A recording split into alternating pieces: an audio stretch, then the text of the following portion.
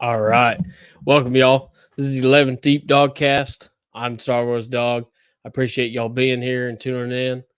Hey, like the title says, not so rocky, but dogs still on top. We went and dominated the Vols today in their house. It kind of went the way that we're kind of used to now. So I feel like a lot of Georgia fans' anxiety levels have dropped. We gave up the very first play of the game, a run up the middle for a touchdown. That was hard to watch, but in our hearts, we all knew this year's defense. Listen, you get one. You get one, sometimes two, and that's it. You're done. And that's pretty much it. They got that and they got a field goal, and then they didn't get shit after that. Nothing in the second quarter. Scoreless in the third quarter. Scoreless in the fourth quarter. They had no answers for us whatsoever. Our defense is mysteriously good. It it it kind of messes with your head because at first, we're we allow those points. It's like they can do whatever they want, and then they wake up and they say, "That's it, no more. You're done. Go ahead and offense. You could just take a nap. Just go ahead and take you a nap on the sideline. Don't worry about it." And our offense, y'all, Dylan Bell today. That's something about Georgia's offense. Okay. Yeah, we have Brock Bowers, the greatest football player in the country, point blank, period. I know he's not going to win the Heisman. He got hurt. He doesn't have the stats to do it. But by far, he is the best player in college football. There's no doubt in my mind. You can't say otherwise.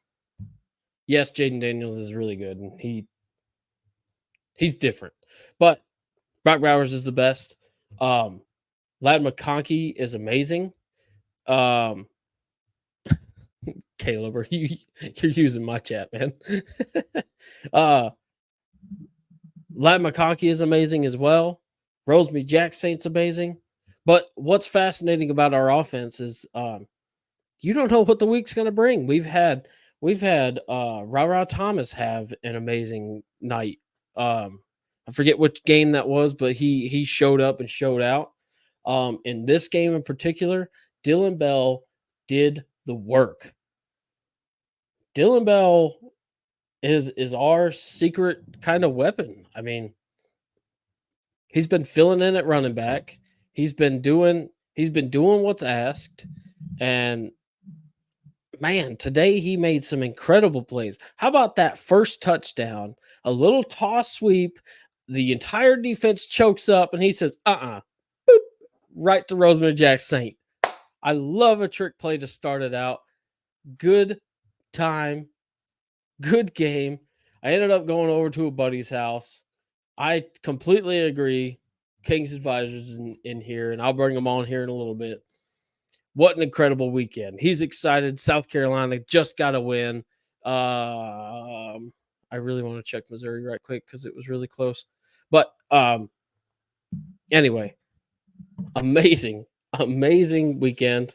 I was over at his buddy's house watching it. We had a great time, had some ribs, had some good food. I mean, there's really not too much to take away from this game because nothing's really unlocked that we didn't already know of, right? Georgia's fantastic. Our offense can do whatever whatever we want to do. Oh shit. I think Missouri might lose to Florida here in just a minute. We shall see, though. We shall see. Caleb, keep those reports coming in, and you could put them in the regular chat if you want. I'll see them easier that way. But Georgia's going. And I was saying this earlier to a bunch of people. What's interesting is, the SEC record for undefeated streaks, which, of course, we're a little ways away from the NCAA record. But for the SEC streak, is I believe 29 in a row is the longest running streak. And interesting enough, guess who is in the way for number 30? It's going to be Alabama in the SEC championship. It's going to be a good game. I have full confidence in our Georgia Bulldogs. Man, this team is special, y'all. I feel like earlier in the year we thought we had mixed feelings. We had mixed results in our heads that this team, is just not what it was. We were spoiled the last 2 years. Those were fantastic teams, otherworldly teams. Damn it. Of course, they got the first down. But this team is also special, y'all. We have some very impressive components. Carson Beck almost threw for 300 yards yet again. He's quietly making his Heisman run. Again, I think Jaden Daniels kind of stole it last week. And I didn't see what he did today, but I'm sure it was impressive out there making college players look like, peewee players. But he's throwing up those stats that are just, you love them. You love them. Almost 300 yards in the air. Dude, that's ridiculous. It's absolutely ridiculous. Let me look at these stats right quick. So he was 24 for 30. Again, 298 yards. And Dylan Bell had his one pass for 18 yards. Beautiful. Love it. Man. Kendall Milton did good. He got 66 yards. Wasn't as dominant as a run scheme today. We had a couple of good breakouts. Kendall Milton got that 15-yarder. That was good to see. Rosemary Jack Saint was the really interesting. Okay, he had one more yard than Dylan Bell, but 2 more receptions. So, boy, Dylan Bell did damn good today. And I believe we punted twice. That stat's not on here right now. Man, what a good day. What a good day for football. I even got a little wrestling in today. It was fun. Oh, man. I'm just going to have to defer to Kirby. I like the fucking dogs. Tell them all the time. We're special, y'all. We're going. 3-peat is within sight. We have some stuff to take care of. We got Georgia Tech next week. Good Thanksgiving meal watch. That'll be a fun game to watch. Hey, they've upset a couple of damn good teams this year. Let's not sleep on them. Let's not think we're just going to roll in there and just move on. Although I have no doubt that Georgia will handle business. But let's not pretend that they can't possibly do what Florida's trying to do right now, which I got the first down. Okay. No new updates just yet.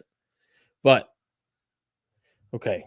So at this point, like I said, we're at 28 games won. We got the new streak.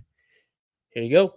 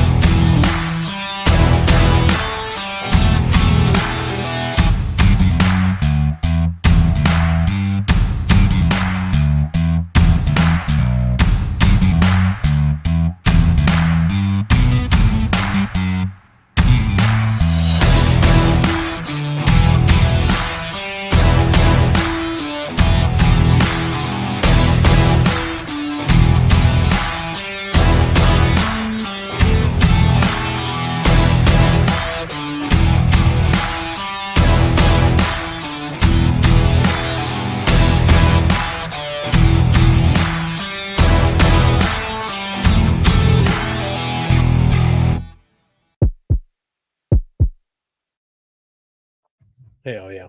28 in a row, y'all. Listen, let's not take this for granted. We are in the glory years of Georgia football. At some point, this is going to come to an end. That's just reality, y'all. I'm not trying to be negative. I am super high on this team. I love this team. I love our coach, the players, and I love the future for us. It all looks bright. But let's go ahead and take a minute and soak it in and enjoy what we're experiencing right now. It's a damn good time to be a Georgia Bulldog. Damn good time. All right, with that, let's go ahead because my attention has been distracted. I'm going to go ahead and pull in Caleb if he's ready to go. And we're going to talk about some of these other games. He was just commenting Mizzou up by 2 with 5 seconds left. Of course, let's see if he's ready. Caleb, how you doing, buddy? I am extremely excited.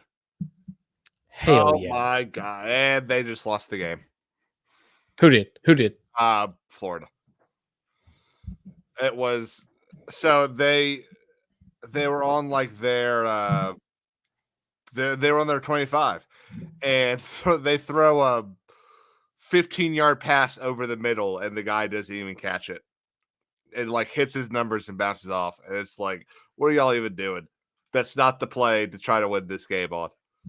They weren't ready. No, They weren't ready for it. Wow, unbelievable. There's been quite a few crazy things happening today. That pretty much confirms that Florida has 5 wins. And as we figured out last week, it looks like bowl eligibility will fall to quite a couple of 5 and 6, 5 and 7 win teams.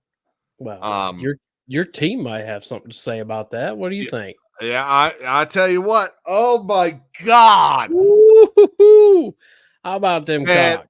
What a game. You know, Dave Rude was there, and that he got that stadium up on their feet. You know what? South Carolina fans get a lot of crap, and so we deserve some of that crap. But what you cannot say is that we don't fucking love our team, because that was a 4 and 6 win team, right? And that stadium was packed. It was, man. They had that sandstorm blowing, son. They were loud. Oh. I watched Kentucky on crucial tries, crucial downs, take penalties because they could not hear each other. That's their MO this year, man. They shoot themselves in the foot when they're in that kind of atmosphere. Well, and the announcers were talking about this. They sit there in that huddle for a long time. Right. Like, I'm not sure I would do that. Yeah, for sure. You know, you need to have the 3 or 4 plays that you're going to in those certain situations and go. Like, you don't need to be sitting there in the huddle for 30 of the 45 seconds. Yeah, you can't be wasting a bunch of time. You gotta be sure to read the defense and everything. All right. Yeah. Well, look who's here. Matt's here. Heck yeah. Here we go. What's going on, Matt? What's up, gentlemen? Hey. How you doing, buddy? Doing good. Congratulations on your Bulldogs for finally beating a top 25 team on the road. Again, you mean? Wow. I don't know. What was that stat I saw tonight? Yeah, on the road. On the road. Yeah. Okay. Yeah, you guys finally scheduled a tough road game. Good job. Hey, congratulations on getting a first play of the game touchdown. How about that? Yeah, how about that? Our only 2 scores of the game was the first play of the first half and the last play of the first half. We bookended it pretty well, man. You had a glimmer of hope. And I've heard really, that story before. If you would have had another 3 if you didn't go for it on 4th there too. So it's out of reach. Once the game gets out of reach, you'll start. 2, you missed 1. Yeah, we missed. Yeah, but that was he's not really good when you get close to 50. That's another mistake. Bob Stoops, right? At Kentucky? Mark. That's Mark. Little brother. Yeah, Mark sits there and he calls on 4th and 10, Mark Stoops calls a play. Yeah. That we got plenty of time. We're not really doing. What are you doing? Right. And of course, we capitalized. Yep. So I've been out of the loop on most. I've been on the road with a little family Thanksgiving event today. So Oh, heck yeah. what happened to South Carolina? What did they do? So South Carolina beat Kentucky. They beat. Nice. I can't remember the score now. Nice. 24-17. Is that right? Wow. I can't remember the score. Yeah, Good job, man. Gamecocks. Got him. Good job. Got him. Yeah, I mean, 17-14. Mark Stoops can do no wrong up there. I mean, he can write a blank check as long as he wants. But it's basketball season up there in Kentucky. Well, he's the second longest tenured coach in the SEC, right? So It's this is Saban, him, then Kirby, right? this yeah, is pretty much. this is a remarkable stat. Kentucky scored 14 points against us. Now I don't know who this says more about.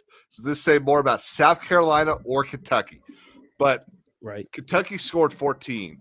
Our FCS opponent we played at the beginning of the season scored 21. I think that's more on your defense. Is it? Okay. Yeah. I think that's more on your defense.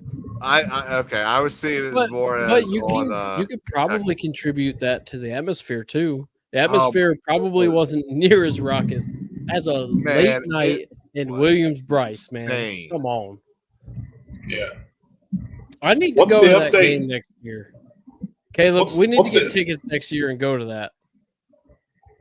What's the update on the Missouri-Florida game? Missouri just won like 2 minutes ago. Yeah, Florida Okay. lost it is what happened. I hate to say it, but that Yeah, just makes that's me feel like exactly I lost to Florida again after they were that close to Missouri on the road, I mean, and we couldn't play dead in the Western against them last week. you talk about a trap game. What was Missouri doing? Oh, I don't know. Damn. And it was They almost- it was at Missouri too. Like, Yeah. why was that There's close? magic. There's magic in That's them college rocks up football, there, baby. That's college football, man. Yeah, Chaos reigns SEC. supreme. Yeah, yeah. You just never know. It's big boy football, is what it is. that's It is right. big boy football. That's right. Yeah. Jeez. I need to Shoot. find. I really should be working right now, but I don't care about it. I really need to find a video of Damn. the entrance tonight. Rude was actually playing Sandstorm tonight. South Carolina is Washington tough. did at end night. up winning, by the way. That's our new update that I just noticed. So Oh, look at that. I don't know why Washington- Oregon State was a favorite in that. well, they happened? were at What's home and they're playing pretty good. And Washington's been slipping a little bit lately. It was only a 2-point game, 21-20. And Wow. yeah, I guess they just held them back there at that last drive. They must have bled the clock or something. Texas Pacific got Coast their teams win. playing defense. Yeah. Yeah, I really gotta say, I wish South Carolina had not updated their entrance. That little so around, if you've been to Williams-Brice, around the stadium, we have these premier tailgating spots called the Cockaboos, and they're cabooses from old trains that used to go around. Why are they not the cockpit? The stadium is called the cockpit, like the student section. Is called. Oh, interesting. Oh, okay. Brilliant. That's was gonna say, that's also a miss. relatively new. There used to be, or there is, there's a tailgating area that has long called itself the cockpit. And about my last year there in 2017, we started calling the student section the cockpit because I was like, why do we not have a nickname? So I pushed for that. Right. But we were but they updated the entrance, and so now Cocky comes in in a cockaboose, and it's like, what? Why are we doing this, guys? That sounds like a dog breed. Yeah, I'm not. I'm It not does. a fan of it. I Cockaboose. think our previous one was better. Last week, because of the rain, we stuck with the previous one so that the wheels wouldn't rough up the field, and I think it was better. I see. But do we have a time for the Clemson? Yeah, it's a night game, isn't it? I don't know. Oh boy. I think know. yeah. I know Georgia 7:30. Tech is a Fuck 7:30 game. 7:30 night game under the lights in Willie B. Playing for a bowl Yeah, game. Yeah, that'd be fun. Bowl That'd be a eligibility fun game. game to go to. not only playing for a bowl game, but playing to. Oh wait, no, Clemson won today. Yeah, that's. I was going Oh. to point out a couple of these matchups that happened. So Louisville is still definitely in contention for the ACC. There, they're doing work. Yeah, unfortunately, Clemson did beat North Carolina.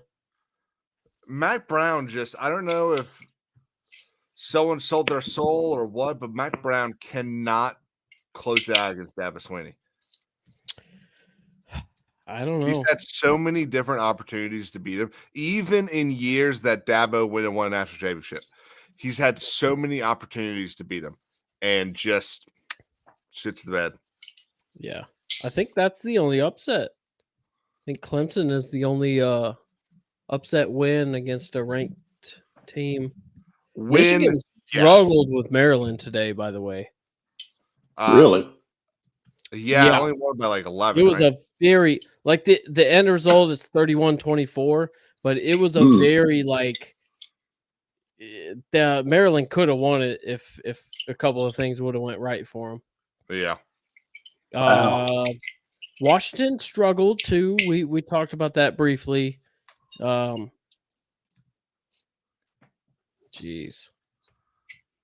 Missouri struggled. Wow. So you've got the list of games up, right? I got the ESPN app up. Yeah. So it's just got the top 25 up top. Yeah. Well, that'll work for this. So I texted you the other day, and I'm gonna brag a little bit here and say I created my favorite segment of this show. Indeed. Did they get it right? College Game Day. And I don't give a shit that you got two teams that I think have lost one game.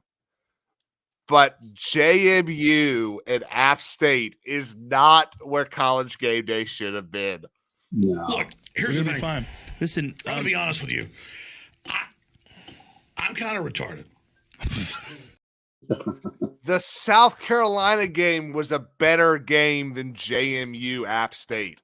Tennessee, I don't know. Georgia. I mean, we had SEC Nation though, so they got it right. Yeah.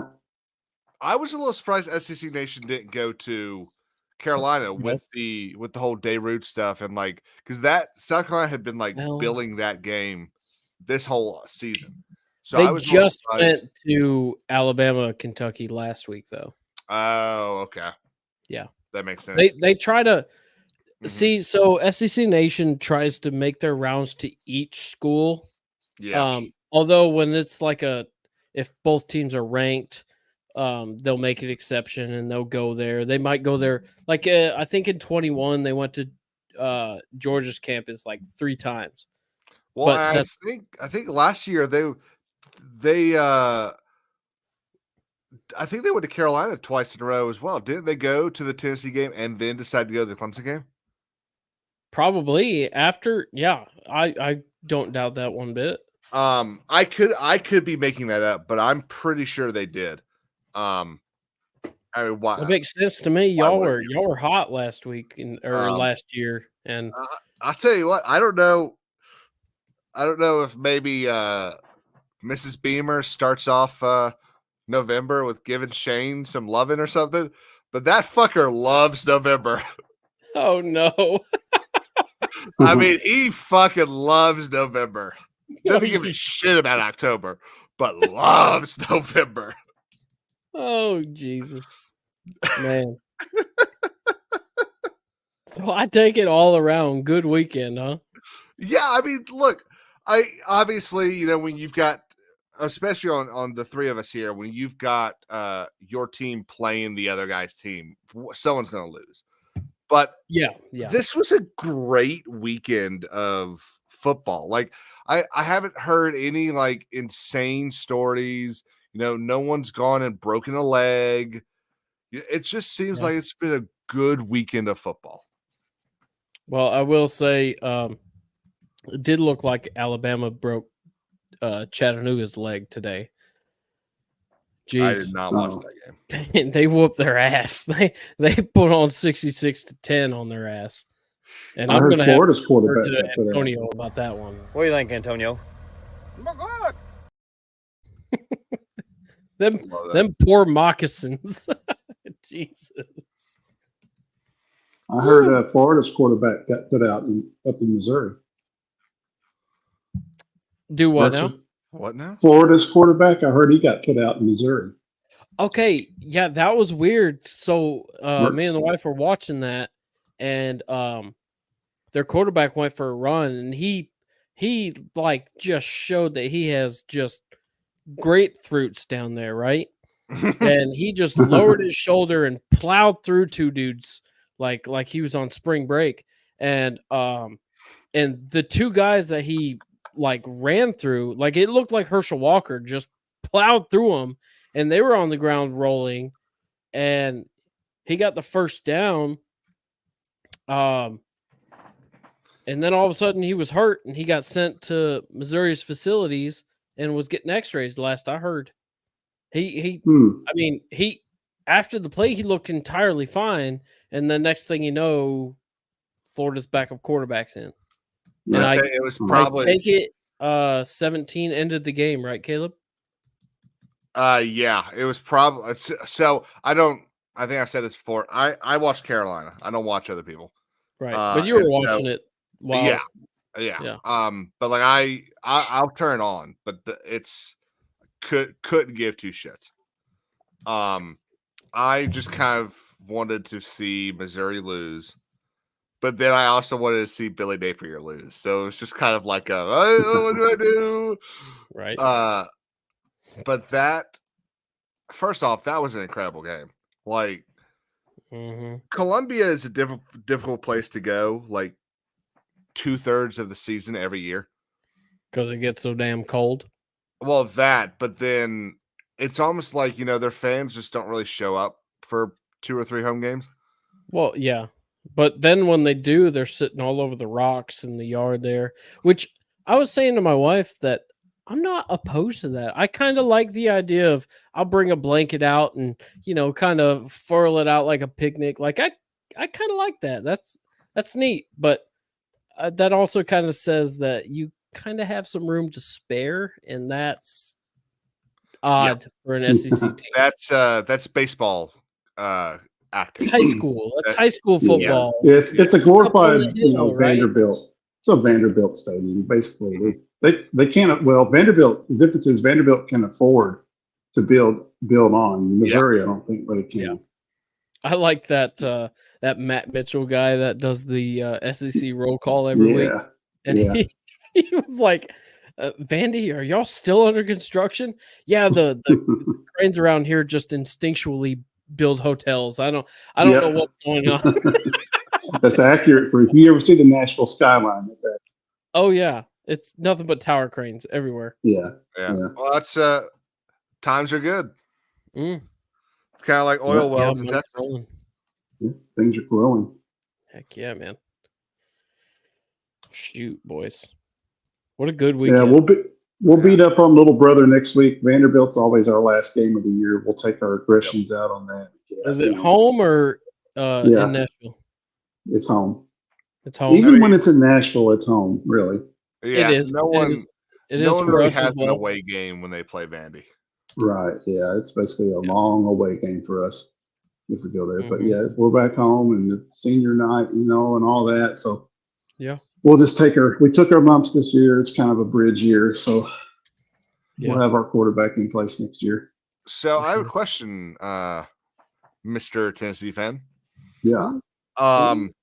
So I don't know if you know this, but there's a push in the what are they called? The people that make the rules, the rule committee, to update the makeup of the field to have the smaller hashes like they do in the NFL. And one reason given is because the change of play for rookies in the NFL, that's one of their biggest things they've got to like learn. And Okay. your head coach is the one of the biggest opponents against that because of how y'all like to line up your wide receivers when you're on one side. You put those guys all the way on the other side to open up that slot. And Yeah. minus the whole, obviously it's a good idea and all that. I'm curious what you think about that. I don't know. That's kind of like the pros are kind of, let the pro game style drive college, and I don't know if that's really should be the case. Right. I'm surprised that it's different anyway.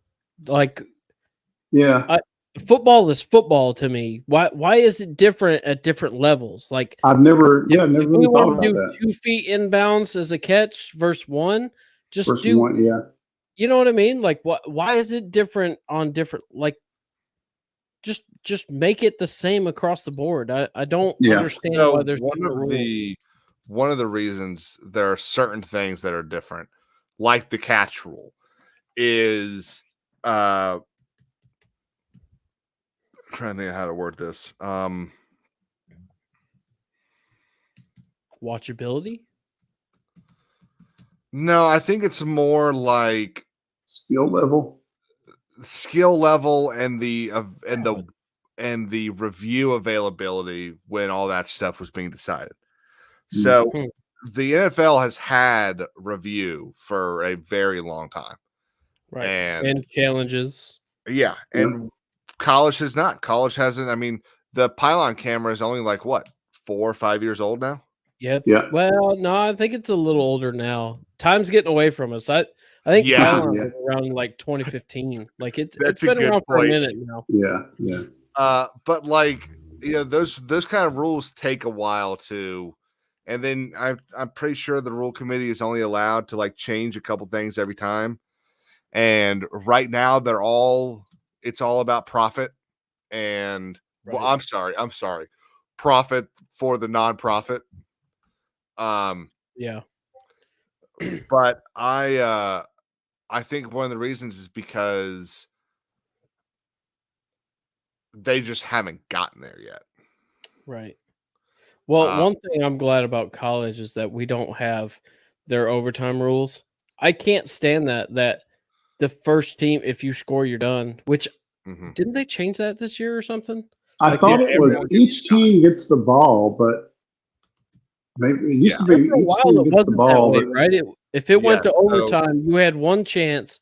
If that team scored field That was goal it. or touchdown, that was No, it. That was game. touchdown. You don't have a rebuttal, right? It's a touchdown now. Yeah, it had to be a touchdown. If it was a field goal, you still got the shot. Is that Oh. now or that's the way it No, used? so for a while it was a 5-minute. I don't watch pro, so Yeah, for a while it was a 5-minute quarter. Then it was the whole, sudden death. If the first team scores, that's it. Now it's well, it was if the first team gets a touchdown. Okay. Now it's each team gets the opportunity to go score. And it's because of That's what it should be. well, and actually I think that might just be in the playoffs. I think Are there separate rules for I that? think the rule is, and this could have been a dream. I'd love it if someone would comment, but I think everyone's busy. But I think the rule is that in the regular season, it's sudden death If you get the ball first and you score, you win. Yeah. And then in the playoffs, each team gets a shot, and it's because of the postseason 2 years ago that they changed that rule. Blake Newman, what's up, buddy? You want to come on? I think one rule I want to see get changed, and we do it just as much as everybody else, but this fake injury stuff. I need to see a little more penalty, response or accountability for that. Slowing the game down. I think in this day and age, with the technology and all the camera angles, and I mean, there's so much production, even in lower level, like SEC Network noon games, still have so many cameras all over the field. You brought up the pylon cameras earlier. Why can we not put a little fucking chip that doesn't change how the ball moves in each end of the ball, so you can actually what aggravates me is when they actually pull the chains out, because that's a fucking joke. Because it's all about where the ref places the ball. It's not where the ball actually was, it's where he thinks the ball was. So the chains coming out is an absolute fucking joke. Why can't it be more technical? We have so much. We've advanced since the 90s. Here's the thing. In the 80s. Can we not do that? As a huge baseball fan, I am against bringing more technology into sports, because with the exception of communication between the sideline and the players, I'm okay with that. But there is something magical and amazing about these sports being human. And the more technology you bring in, the less human they are. But there's nothing special about bad officiating. That's just all around bullshit. I period. Agree. Having an official, especially in games like championships and games that are really seriously important, having an official basically deciding. You see this a lot in the NBA and college basketball, a lot more than you do. 2017 national championship. Just saying, Georgia should already have 3. Suck the dick even more, huh? But you see these Watch refs. That game. Tell me otherwise. You see these refs decide that they're going to make the game all about them. You see it in baseball as well, but yeah, having a robot basically tell the person on the field what to call is annoying as hell. And I totally, dude. As a South Carolina fan, the fucking Michigan game where the ref called the first down, it's like, are you fucking kidding me? You can fit a book in between the space. Of course, it led to one of the greatest college football. So, wasn't there? Yeah. That's the one where Spurrier was like, "What? Yeah, are you insane? Yeah. And then your defense said, "Nah." And Clowney just demolished him. Is standing at an angle and looks down and looks up. Doesn't even line up and go, okay. It was that far off too. Yeah, it was a good inch, 2 inches. Yeah. It was a good John 2 inches. 2 inches. Yeah, I'm sure. But that's a Georgia 2 inch. Think about this. If you got the microchip in there, and that chip knows where the ball is because it knows where it isn't. Yeah. Then that play from Clowney doesn't happen. And football loses this amazing moment. True, and obviously, as a South Carolina fan, I'm biased on that play. But if South Carolina's defense didn't stand the fuck up after that and y'all lost the game because of that call, you'd be singing a different tune. I would be pissed. That's what I'm saying, I would never say. If we can erase bad officiating and bad calls, I am all for it every day. Yeah, and the way you get rid of bad officiating is you actually punish the officials.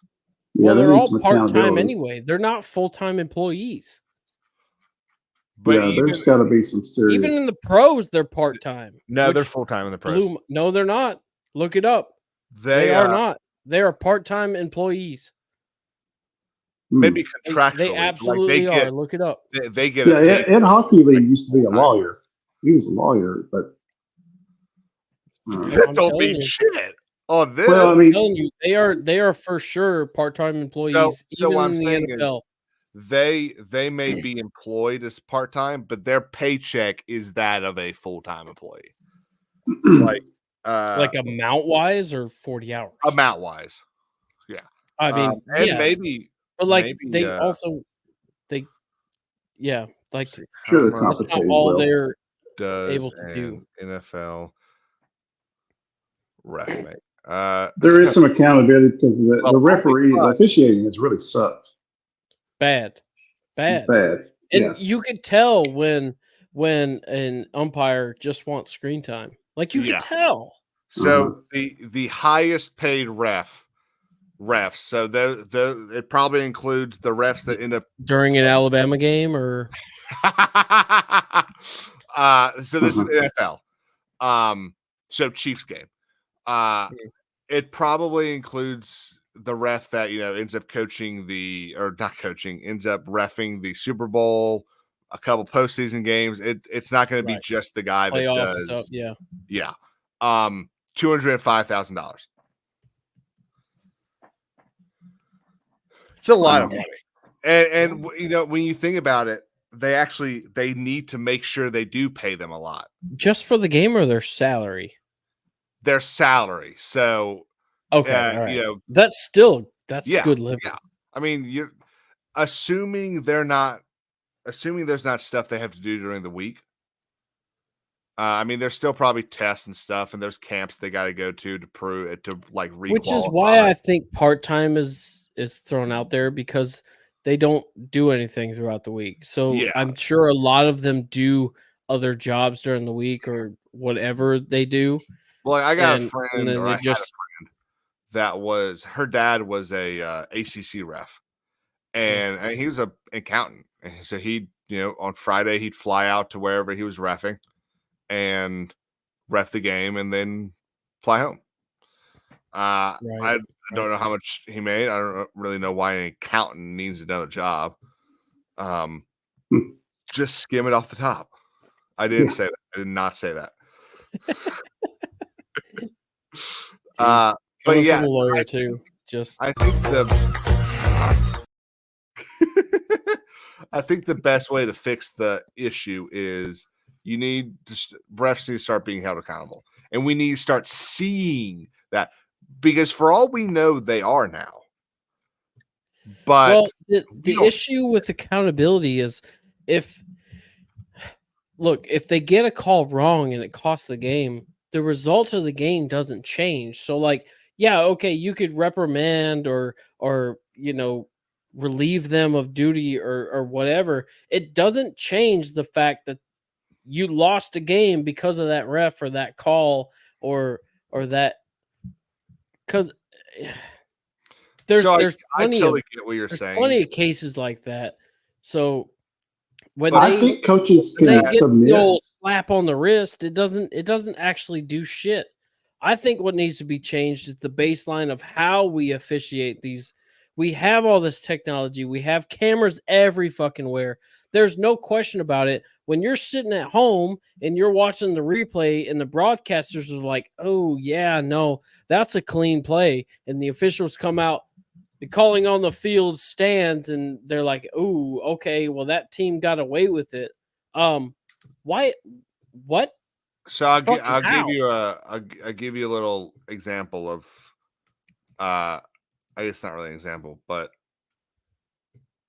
a little note on that. So one issue you got to remember is the fact that that announcer may have played. That announcer may have read the rule book when he was playing. Well, they bring in experts too. Yeah, but those experts are the same people making the mistake on the field. Like when the NFL brings in Ed Hockey still made fucking mistakes. Just because he's got big arms doesn't mean he knows everything he's talking about. He's the Yeah, it's a NFL judgment call a he's lot of the, times. he's the NFL ref that had big ass arms, the Yeah. white one. Yeah, his son's doing it now. Yeah, but what they need to do is, and actually they won't do this because it'll slow the game down. But what they need to do is they need to have a challenge flag for penalties, because there are certain penalties that refs sit there and it's one of the reasons why why targeting has an automatic review, because it's such a big penalty. Well, every scoring play does as well. Mhm. I don't think they do it on first downs, but They do it on the problem is first even when downs they within review like a it, little they bit of. still get it wrong. Mm-hmm. Yeah, That's there's the judgment issue. calls. Yeah, it's all preference and judgment calls, and when it's like obvious of what happened, like what I think what waters this down is when people, when people get upset about holding calls, because let's be completely honest here, on every single play, somebody's holding. Absolutely. Yeah. Somebody is holding. You ever But hear when, that? You ever hear that story from Kobe Bryant? He said he knew the NBA ref book front to back. Yeah. He knew exactly where every ref's eyes were at every moment of every game, so that he knew where he could get away with. A blind spot. Yep, he knew exactly where the blind spots were, and it's kind of you kind of see it in the NFL as well. Whenever a team plays the Chiefs, they wear red gloves. Yep. Yeah. You wear the same. See the hold on that red jersey. Yep. that was something with Julian Edelman. Yeah, At the Patriots, he red wore gloves, red gloves, and Belichick would get pissed at him because he would get called for holding all the time or pass interference. And it's like, well, motherfucker, they could see your fucking hands. Yeah, you can see it from way over here. He's got he's like, John can see in the fucking press box on the other side of the field, man. Yeah, it was hilarious. But you'll actually see video. that a lot of teams will don the colors of like if South Carolina plays us, they might have if we're playing at home, they might have red gloves on. So it kind of hides. I think it's one of the reasons why teams wait an hour, 2 hours for the game to say what jersey they're wearing. Yeah, but for like Georgia, we only have like when we're home, if we're wearing black, like we haven't worn black. I wish we would do black jerseys because black on red on silver looks fucking good. I gotta say, I'm so happy you said that, because the last time South Carolina played Kentucky at night in Willie B was in 2017, and we had a blackout, and I went with a friend of mine. We sat in his father's seats or his grandfather's seats, and it was that season that Deebo Samuel opened college football with a run back against UC or NC State. And then the next game, we lost to Missouri, but he had a beautiful kick return for a touchdown as well. And we opened the Kentucky game with I think it was a 2-play touchdown. The first play was just kind of like a 2-yard run up the middle, and then we just dumped it off to Deebo Samuel over the middle, and he just ran it in. It was beautiful. And then gets hurt, and we lose the game. But that was the last time we wore all black. We had a blackout against Kentucky. Tonight we fucking broke the curse. I'm glad for you, man.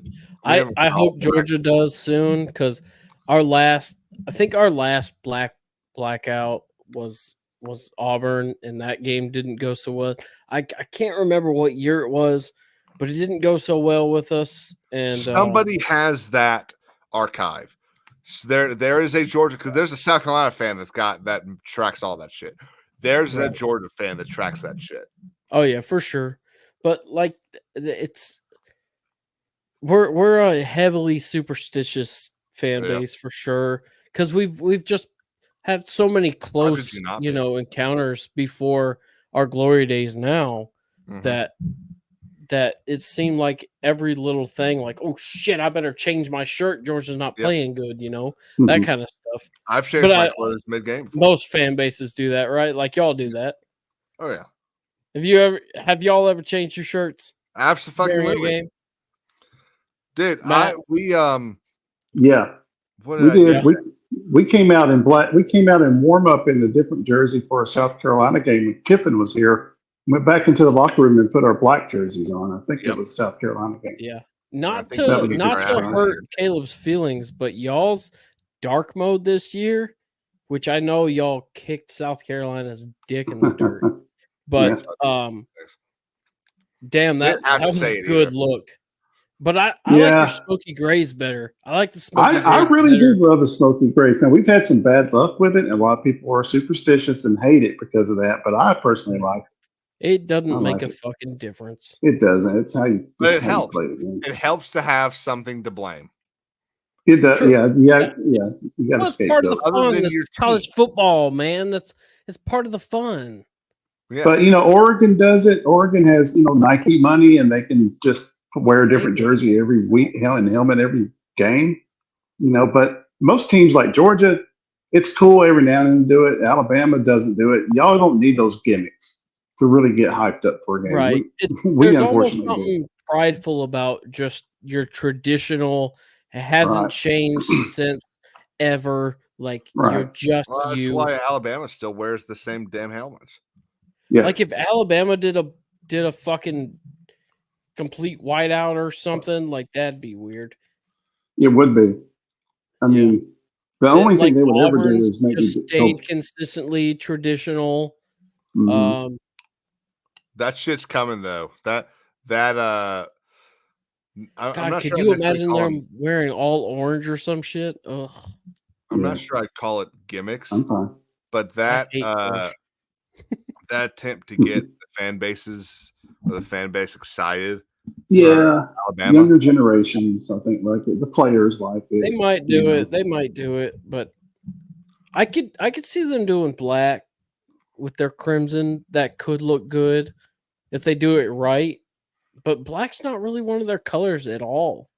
But just Yeah, but doing it's one like of those dark traditional mode, like Tennessee did. Like black's not y'all's color either. Y'all are white and Right. fucking Yeah. White and bullshit orange. And Yeah. I thought you were talking to us for a second. Colors of the leaves in the fall. that's right. Yeah. Mhm. Just ready to And set ablaze we to can them. we can go deer hunting on Saturday morning, go to the game, and pick up trash on Saturday. I mean, it makes sense. Yeah. You're always falling in the fall. Yeah. One way or another. We'll fall out of the top 25, I'm Caleb, sure. You're late. your trash talking expired this year. Yeah, buddy, we got you this year. And unfortunately, we won't play it next year. Well, But it's what fine. are you? Y'all lost to Florida. What the hell happened? Yeah, I know. They're garbage, straight garbage. Damn. Y'all had potential. Well, sort of. Y'all's identity was different this year, though. Your run was a lot better. Obviously, you got the first Yeah. play of the game run up the gut, but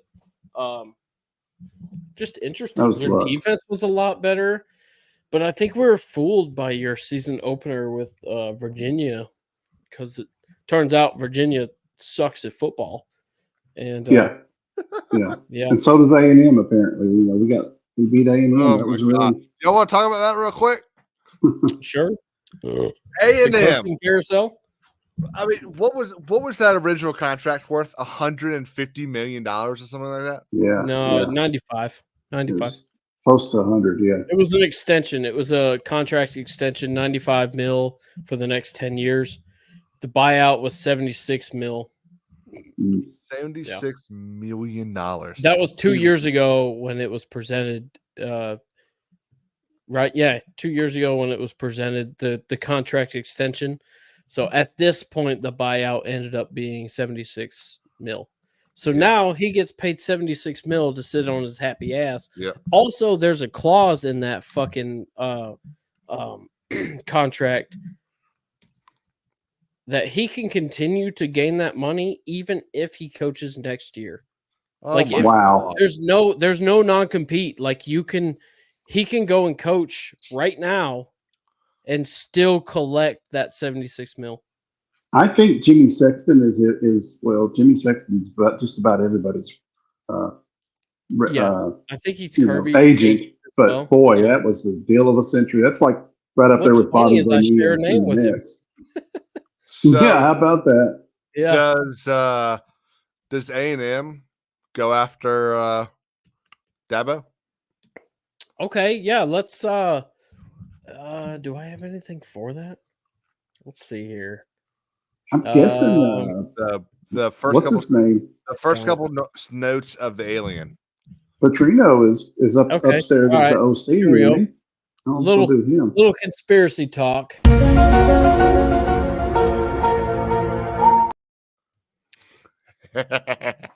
Coaching carousel.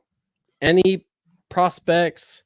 Well, it's funny, I DPD saw Dawgcast, get in here, man. Hit that link right above you and get in here. I'd love to have you. someone mention that they needed to go after primetime.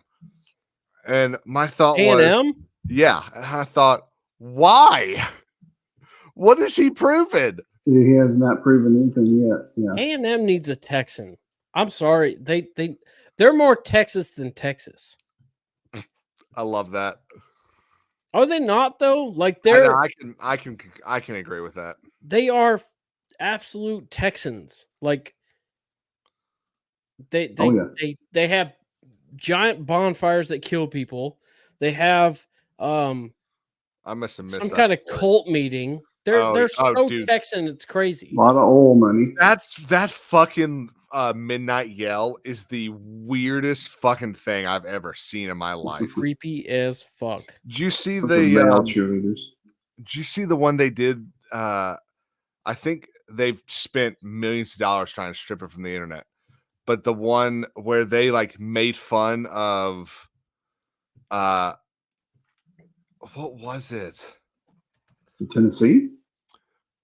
No, This okay, year? I think it was 2 years ago. It was something they were making fun of something in that about like one of a player on the team they were playing the previous week pretty much like died or something on the field, and I cannot for the life of me remember what it was. But Was it Mike Leach when he put somebody in the? No. Mike Leach was down That there was somewhere. bad. Oh, that was Tragic. Texas Tech, maybe. yeah, That's Texas Texas Tech. A Yeah. That was tragic. What a loss, Yeah. man. What a loss. Yeah. I guess we could. Well, we haven't answered that, but we'll come back to that. But you're going to bring up Mike Leach. I got to say, what an absolute loss to college football. He was a national treasure. I wasn't on the. Yeah, you're absolutely right. He was a national treasure. I wasn't on the interwebs last year when it happened. But I mean to tell you, a lot of the tribute stuff. Like I watched all the Paul Feinbaum call-ins, and I'd be lying if I told you that a tear didn't come to my eye quite a few times. Man, what an absolute loss to college football and the community, and what a rough go for Zach Arnett to take place and not even be given a full year. I would have let him finish out the year. I understand you want to put your availability out there, like try to get in whatever hires you can. But damn, at least give the man a full year. Like that was dirty. Let me bring in the damn good dog podcast over here. What's going on, buddy? Not much, guys. Just celebrating that 28 pack, That's right. 28 in a row, man. Got to get it. So we're talking coaching carousel at the moment, and I was bringing up Zach Arnett there. Anybody got any inklings on who might take Mississippi State and or Texas A&M at the moment? I think Chadwell would be a good good fit at. Jamie Chapel would be really good. He's really an up and coming guy, but from Tennessee, I think. Well, my thing originally. is with him at Liberty, like the problem is, being a group of five, like you have a potential to sit there and be one of the top group of five. Whereas if you go to Mississippi State, that's a hard place to win. It's a hard place to win. It's hard to recruit to. So I mean, you're in the I feel like SEC, which is cool, but like, yeah, but you're in Starkville, Mississippi. I Yeah. feel like it's one of those Not the most programs that glamorous. just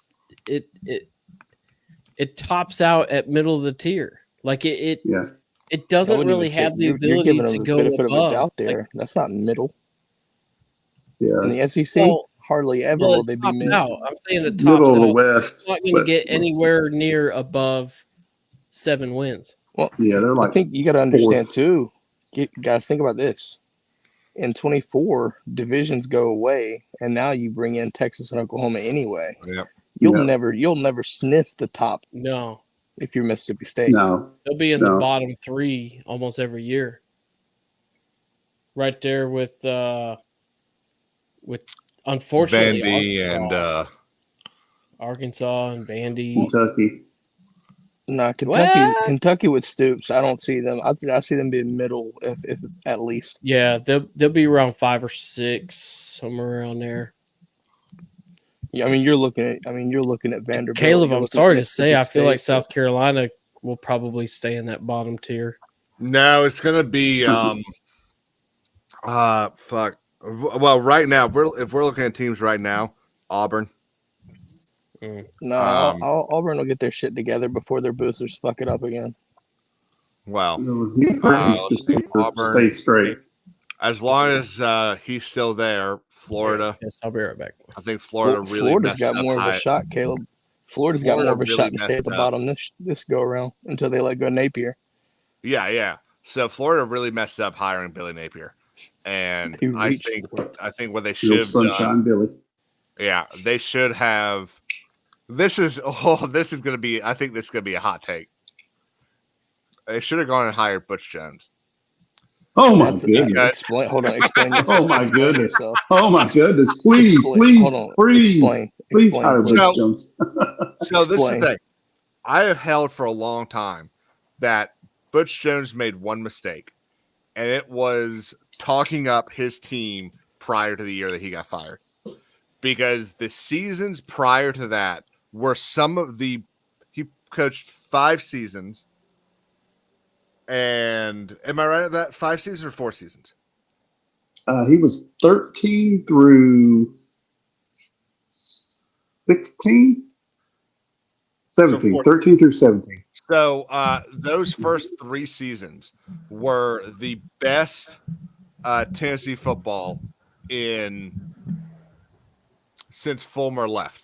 Well, yeah, he had top He 10 had 5 recruiting incredible classes. teams. Didn't he? Yeah. Well, wasn't? Hold on. Didn't? Who was Yeah, the Alvin head coach Kamara. before him? No, Yeah. who was the head coach? Derek before? Dooley. I thought Dooley. it was. I was going to say It was Dooley. Dooley. Yeah. Yeah. Yeah, Dooley was a good recruiter there, so he had good personnel. It's just he was a terrible coach. Yeah. yeah. Which is Yeah, sad Butch- from Butch us. didn't know what to do with Alvin Kamara until the A&M game. He had his Yeah. debut. After And that, he so, scored like 2 touchdowns a think- game. I think Mhm. he shot himself in the foot by trying to jump the gun and say, this is who we are. We're going to do all this. And then he didn't deliver any of it. And I think No. that's one of the things that really contributed to his, let's call it, downfall. If Champions he had of kept his life. mouth shut and just He's a- said, you know what, I'm really happy with what we put on the field today. Obviously, every year we start the season wanting to win that last game of the season, but you can't. Not every team can do that in the SEC. Not everyone's going to be able to do that. So I'm happy with what we did this season. Let's go vols, and let's go win. Let's go be better next season. But Right. he did. You remember Jim Harbaugh in, I think it was 2019, prior to the season. It was, we're going to do it all. We are God's gift to football. I am the greatest to ever do it. It was all of that shit. For what it's worth, though, man, you kind of want that energy. You don't want to coach to come out there like, oh, guys, we're going to give it our best. Yeah. I want that Yeah. energy on the field. and in the locker room. It's got to I don't want translate. Shane Yeah, it's got Beamer to translate walking for out sure. and waving his dick at SEC media days or in the middle of a post game. Right. I want him Right. sitting there. If we lose, I want him to go in there and say, you know what? This is why I think we lost. This is why I'm going to try to do better next week. Let's go Gamecocks and move on. Well, the problem is Yeah. you keep saying what you got to do, but it never translates over. Yeah, we don't see Right. it on the field. Oh yeah, you don't need them out there just. Yeah, You exactly. don't need them out there You know- doing that. I You know mean, the thing. you want know a the little thing. juice. You want a little umph behind him. See, me and my wife, because she's a Florida fan. I'm sorry. To be fair, she grew up in Gainesville, Florida. She graduated from UF, so she earned that. But even her, like, she came up with this. She calls Billy Napier oatmeal. And anytime Calls him she what? sees him, she starts doing the just Oh, damn. sticky oatmeal sound, you know. Oh, yeah. He's just plain as hell. He needs some brown sugar or something on him. Mhm. There's no character. There's no I like juice that. to him. There's no umph. You know, he's just oatmeal, steel cut oatmeal. Now it makes sense. So you need something in between what Butch was, what Jim Harbaugh is, Yeah. and especially if you don't have the team to back it up. Kirby Smart can go out there and do whatever the fuck he wants because he's got the Kirby team. Smart will make you run through a brick wall right now. You I listen. mean, y'all to know, him y'all, for 5 y'all know minutes. those pregame speeches. Yeah, Shit. yeah. Mhm. But he Dogs. That's what dogs. Oh, give him he a call. also Call doesn't him. really do, at least from what I've seen. Obviously, the two of y'all know more than I, but he also doesn't really. He's not flashy in post game, in the middle of the season. He talks about what his team is, and Yeah. he does a lot of what, and it's probably because he learned from him. He does a lot of what what's his name does down in Alabama. I'll tell you right now, Caleb. Yeah, he's all I business. don't know if y'all remember this Star Wars. You know what I'm talking about. Before the TCU game, it was one of the most intense things I'd seen at that point. Because this is live TV. All you sit there, Holly Rowe. Yeah. What do you want to see? Aggression. That's it. Yep, we going hunting tonight. I was like, uh-oh. We gonna hunt tonight. I knew we were gonna win. Cold. But after I heard that, I was like, they're in trouble. This is bad. Like they're Yeah. extremely confident what's about to happen. Yes. Yes, sir. They were every bit of their veins were popping like they were ready to go. Yeah, Kirby got upset at Tennessee when he played enough to know you don't sleep. You don't sleep on those games. You take them seriously. Well, Right. You put them away. He knows as a player that played in the SEC at Georgia, he's at home, you know, he knows that he doesn't have to manufacture shit. He doesn't have to be a Twitter troll like stupid ass Lane Kiffin with his hair all fucked up all the time. Right? He doesn't have to be that kind of way. He just says, hey, look, we got Georgia Tech next week. That's all we're focused on because Yep. they're going to ask him about fucking Alabama coming up Uh-huh. on the 2nd. And he said, we got to play Tech. We got to Well, play and Tech. that's one What of do you those mean? things. Tech's got a good team. They've upset people. Tech's our focus. We're worried about them. And he genuinely, I don't think that's just coach speak. I think that's actually genuinely who Kirby Smart is as a coach, and he perpetuates that into the team and says, "Hey, listen, we are what we are in the moment. We have to do what we need to do. We need to check every single box. We can't look Yes. forward." I think it's interesting. You got to keep in mind the logic might tie out here. He's a former DB, former safety, right? Yes, sir. The short memory right there, that matters. That Yeah. matters. He's definitely looking in the moment, and he's, you know what I mean. I think that's just how he's programmed. Yeah. It makes him Well, that's different. Well, he It knows makes how him the different. mindset goes as a player. He knows what that is, even though social media is a bigger factor now, and you can't keep kids away from it. But he knows like what he has to do to keep their minds right. And boy, is it working! It is working. Well, that's it kind of reminds me of unfortunately another Alabama thing.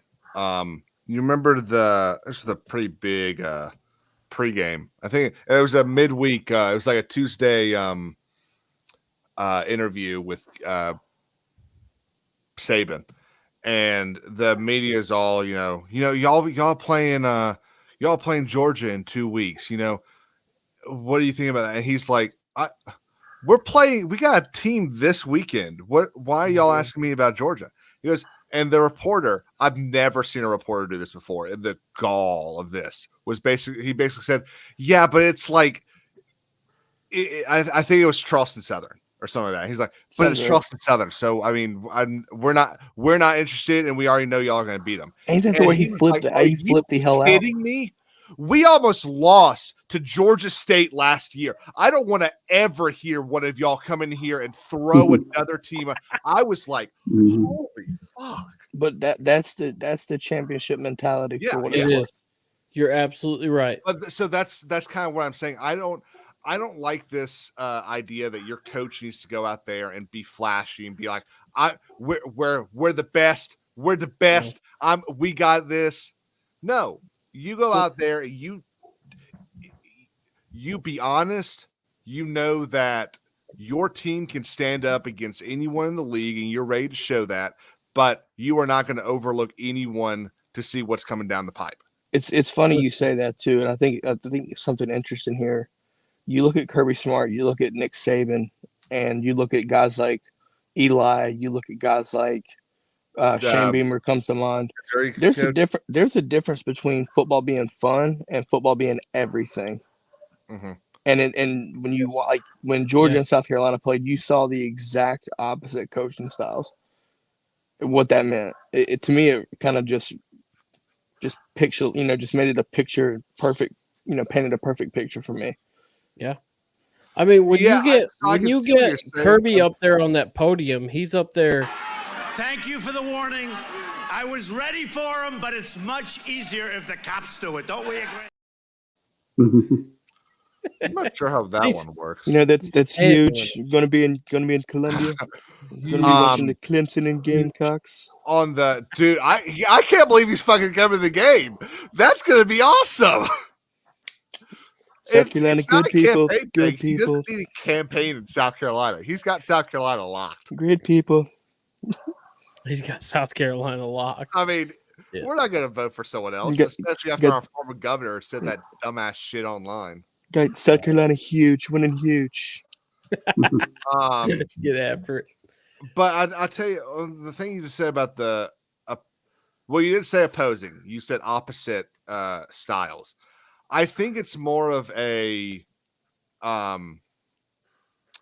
educated and experienced style versus a newbie almost.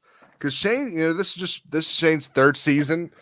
He looks a little different than he did in his first season, but he still has those moments where you're like, oh yeah, you haven't been doing this long.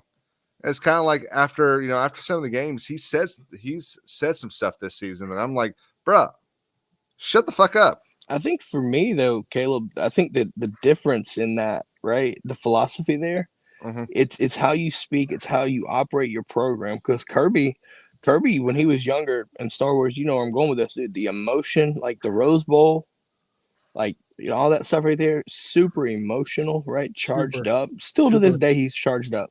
But the thing about it is how he carries it day to day is completely different than a guy like Shane Beamer, regardless of how long he's been there. Because even in Kirby's first 3 years, the way he operated, it was super calculated. It was super business-like. It was, you didn't really hear a lot of it. We wanted so much to see some emotion out of Kirby Smart, and you always got the coach speak per se. Never changed, right? Never I changed. what you were saying. I misunderstood what you were saying. Okay, yeah, no, I think it's the hyper emotional. You want some raw emotion during the game. For real, like, you don't want Billy Napier, oatmeal man, sitting there just looking Quaker Oats. Heupel's the same way to some degree. Yeah, you sit there. Milton throws a pick six to Missouri. You just stand there like, what? My favorite head coach in the history of head coaching is Herb Brooks, the head coach of the 1980 Olympic hockey team. And he decided that he had to be the bad guy. He had to be a bigger bad guy than Russia. And Right. so he pushed his team so that they played because they hated him. Now, they didn't actually hate him. At the end of the day, they loved him and they understood Right. why he was doing what he was doing. But he needed to be able to push them. And it's one of the reasons why, you know, at the end of they beat Russia and he doesn't do shit. He goes to go take a piss and he's not going out there celebrating. He said, you know, he said in an interview that he knew that if he went out there to celebrate with them, that they'd be sitting there the whole time going, "Wait, we did this. You didn't do this." And I think that's very similar to how you've got coaches who end up being head coaches later. Like Shane Beamer's what, 41 now, so 38 when he became a head coach. Then you got someone like Kirby Smart who. There you How go, old's Kirby Caleb. right now? We got a cock for you. Star Wars Big Chicken. There you go. Why do I feel like that's your alt account? Nah, I kind of feel like that's Lawson. I don't know why, but I think I know who that is. Or it's Wade. But it does seem like DGD podcast was having some service issues. But Yeah, if you don't cool come guy, back, though. I appreciate you being here, man. Good conversation. Oh, yeah. Man, with the coaches, Caleb, I will say yes, there are some differences between Kirby's style, which, to be honest, I think he's got it perfected for our culture and for, you know, what we want to achieve, and the proof is already in the pudding.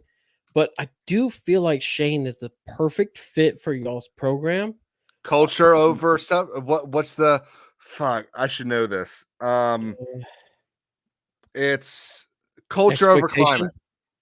Oh, Culture climate. over climate.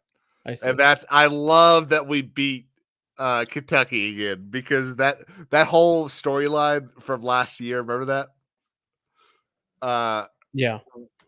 We go to SEC Media Days and we drop that really just fun video about Beamer doing his whole Soldier Bowl thing. Mm-hmm. And then turn the swag on. Yeah, then Stoops comes in and he starts talking about how, yeah, you know, it's really culture over climate. You know, I don't really care about wearing sunglasses and stuff. You're like, and then like 3 days later, they're like, oh no, I wasn't talking about Shane. It's like, bullshit, you weren't talking about Shane. Mm-hmm. And then we spanked them. Right, for sure. And, so I want to kind of toss year this it was- coaching talk to Matt down there. Mhm. What do you think of old Bobby Hill that y'all got? I think he's still good. I think he just understands we just have what we have this year. Oh, his phone died.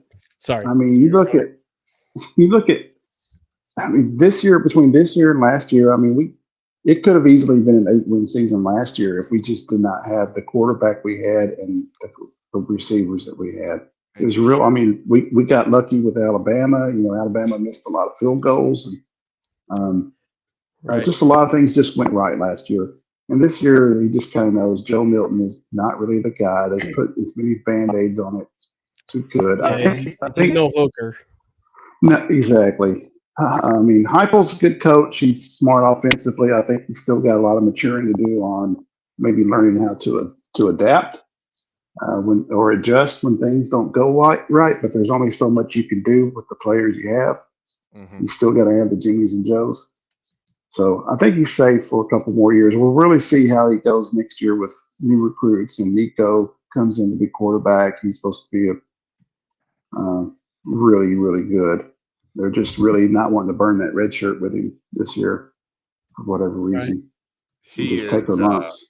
He is entirely safe. I would argue he's probably the third or fourth most safe head coach in the SEC right now. Yeah.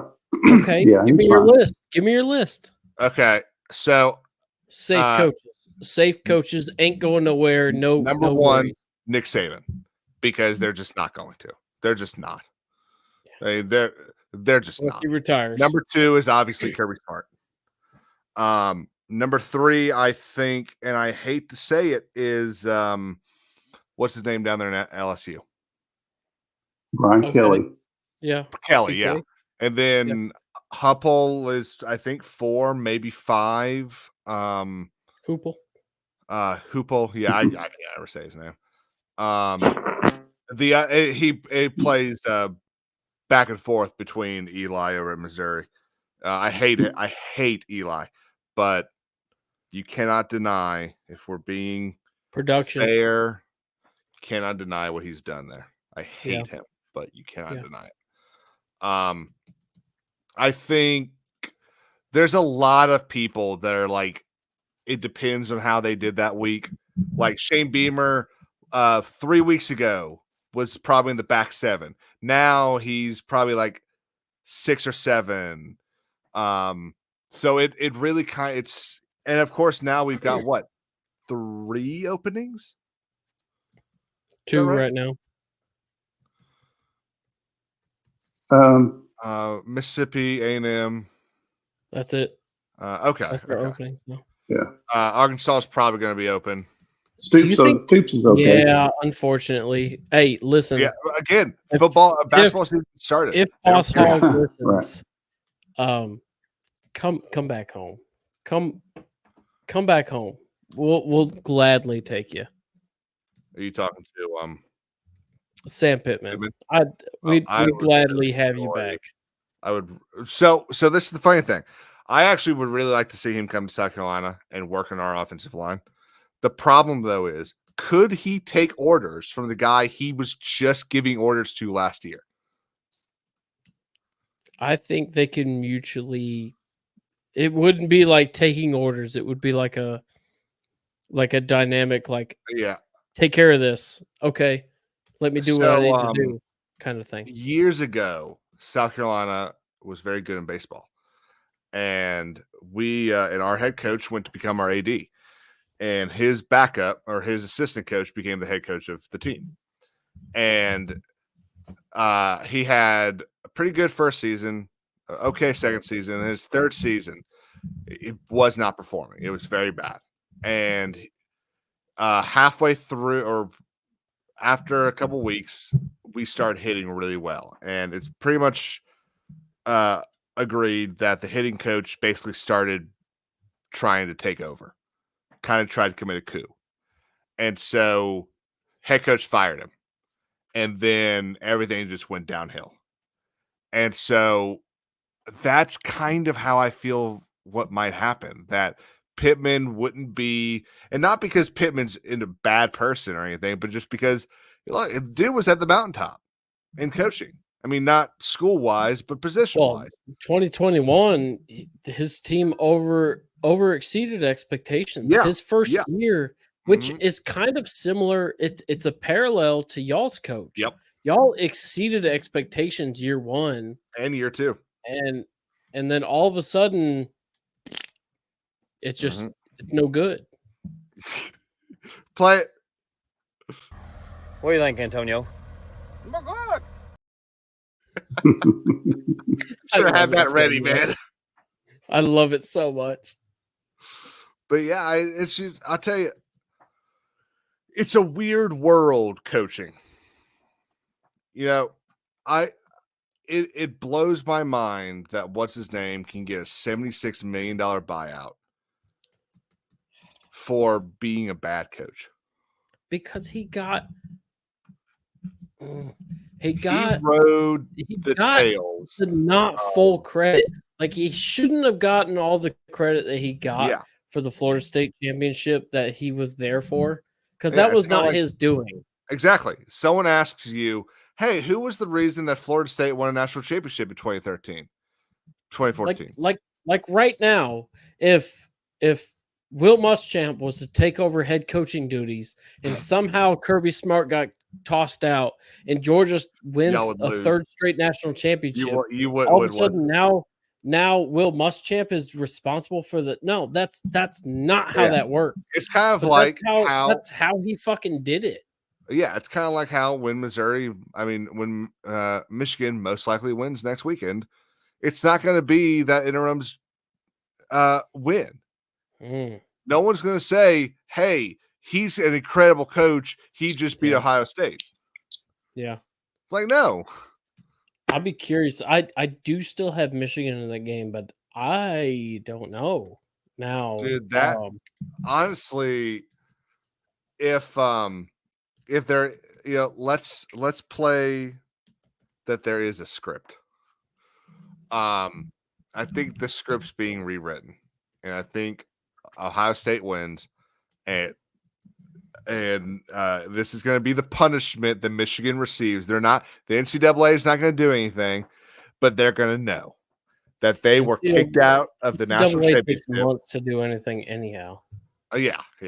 But they're going to know they were kicked out of the national championship because they cheated. And it's just going to be what we accept as the punishment.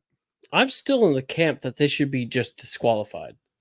Like I've heard the pleas or the commentary from others that say that the player shouldn't be punished for this. Okay, sure. Give them another year of eligibility like COVID did, right? Okay, it's not y'all's fault. You get another year. But this year, because of your team and because of your coaching fiasco and the bullshit that went on with your program, and it's not sign stealing. That's not the problem. The problem is articles posing it as sign stealing. That's not the issue. It's advanced scouting, which is clearly against the fucking rules. And they clearly broke that multiple times, and they clearly use that to their advantage. And yet they're simply getting, oh no, their coach is off the field. Listen, they should be disqualified from the playoffs. And it's not that I think that I fear them or anything like that. It's simply a matter of principle. If you're fucking cheating and you're breaking the goddamn rules, you should be disqualified. And okay, let's not punish the players. Give them another year of eligibility and fire the people responsible. Hold the other people responsible that this gone on under their watch, and let's call it a fucking day, and we move on. If Michigan were to go on and win this championship, although I love Kirby Smart's response to it because he was asked, and his response was basically, I didn't really notice if they had our signals or whatever, but my mindset is that they still got to line up and play it. So good luck. Well, that's kind of what the loser big from dick energy, Nebraska said too. Do what? It's kind of what Matt Rule said as well. That he's not going to comment on that, but at the end of the day, you still got to play the damn game. So, right. But let me. So we're talking about video recording and sign stealing and all that. And I got a question for you. So this is let me know when you're sharing it. Oh, you already pulled it up.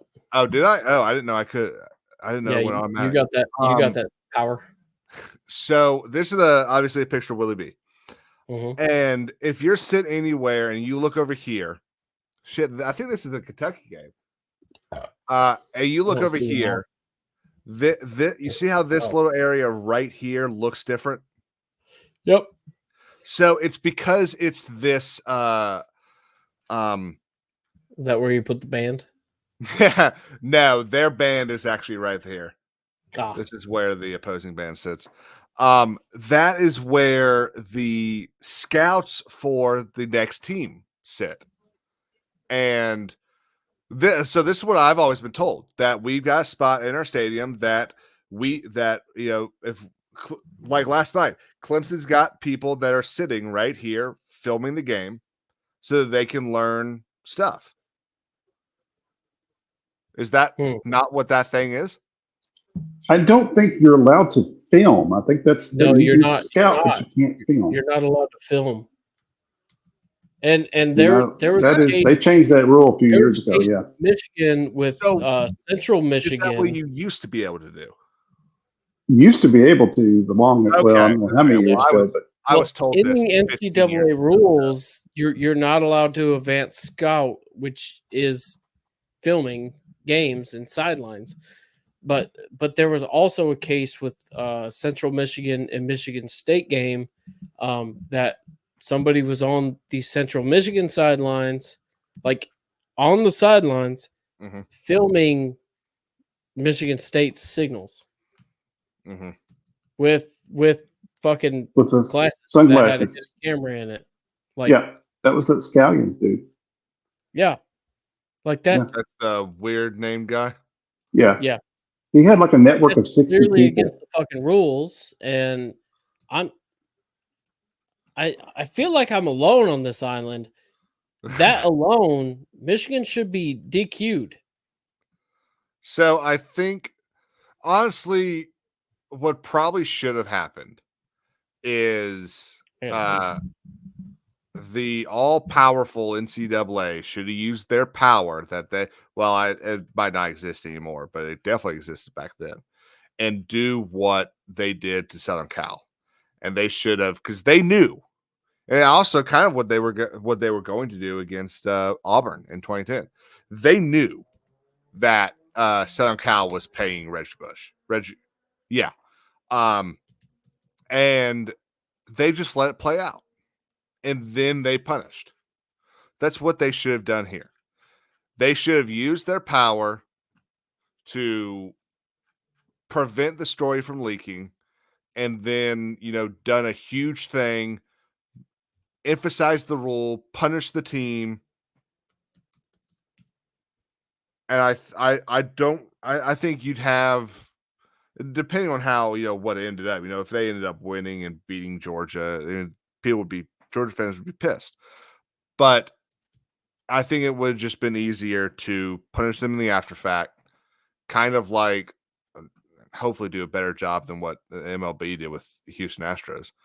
But kind of like that, don't do it during the middle of the season, because then you've got all this. Then that becomes the storyline instead of Georgia doing really well, or what are we going to do with the playoff committee? And that, like, we should be sitting here talking about this playoff committee shit. This is going to be the craziest, either the craziest playoff committee or the easiest playoff committee ever. What do you think, man? I think I'm just dead wrong. No, I mean, it might be. I really I hate that Michigan's in the mix of all this with the such a scandal going on. It just, and it doesn't help that Jim Harbaugh is such an asshole. Right, that too.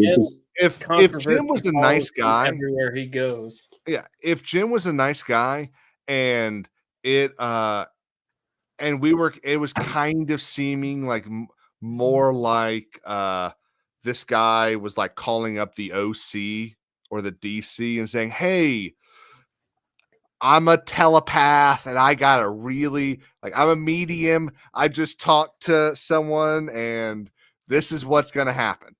Well, y'all know that's why TCU beat them last year in the playoffs, right? Because TCU knew they were stealing signs and they put out fake signs. That's how they beat them. That's how they beat them in the playoffs. Maybe they were tipped off. Yeah. And then they got. Well, it's likely how they beat them. But yeah, that's how they did it. They set up fake signals to be able to counteract them thinking they knew what was going to happen. Yeah, and TCU doesn't help himself because he's an asshole. It's kind of like he's an idiot. If we ever get the investigation into Clemson that we should, about, because you come down here, we all know. Everyone here knows what's going on in Clemson, but they don't. It doesn't get talked about outside of the state.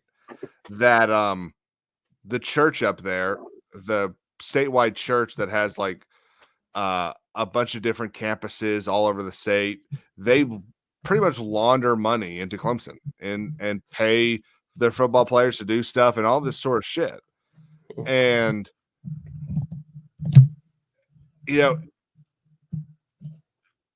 everyone's going to be able to believe that at any level of truth because Dabo Sweeney is an asshole.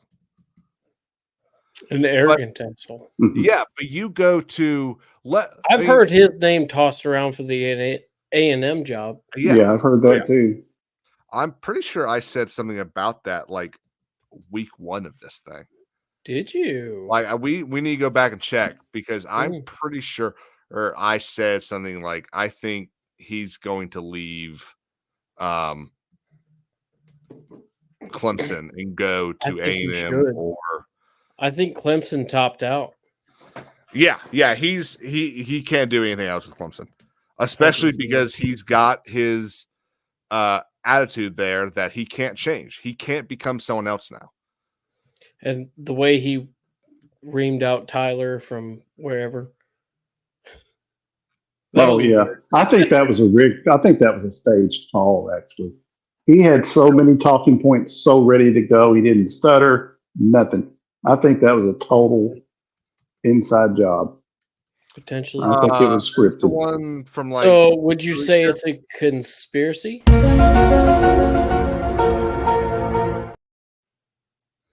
Book it. Guaranteed. Yeah. Is that the thing he did like 3 or 4 weeks ago? Yeah, I think he was so ready for that question. He had so many stats about this and that, and it just seemed too rehearsed. Well, boys, I think we've covered what we needed to cover. We've been going for almost an hour and 40 minutes. Is this your longest one? No. I think we went 2 hours one time because we just had some good conversations. But hey, real quick, has game day been announced for next week? Yeah. Not that I know of. My assumption is Michigan, Ohio State. Oh, that should be a no-brainer. Yeah, that's a good guess. So with that, hey, appreciate y'all being here and watching the show. If you made it this far, I thank you. Go check out King's Advisor if you like other nerdy shit. He covers hit that like button stuff. Yes, Caleb, thank you. Hit the like button. Help me get around. Share it to your friends that are also Georgia fans or college football fans. Here we want to talk about college football and eventually we're going to do some Star Wars stuff as well, and I'll have these two fellas on as well. But go check out King's Advisors. Make sure you like and subscribe to his videos. He covers some good stuff, so get on over there. I appreciate Deep Dawgcast or a podcast coming on here. Matt DeWayne, I thank you, sir. You're a good loser, and I appreciate that. Yep. Good luck the rest of the way. Hey, hopefully we get it done, man. But everyone, I thank you. Have a lovely night. We'll catch you next week for the Georgia Tech game. Hopefully we'll have these two guys back as well. Oh, and hopefully I'm happy. Yeah, right. Hopefully he gets that win against Clemson. Get that bowl. Woo. All right, boys. We'll see you. Good night. Bye. See ya.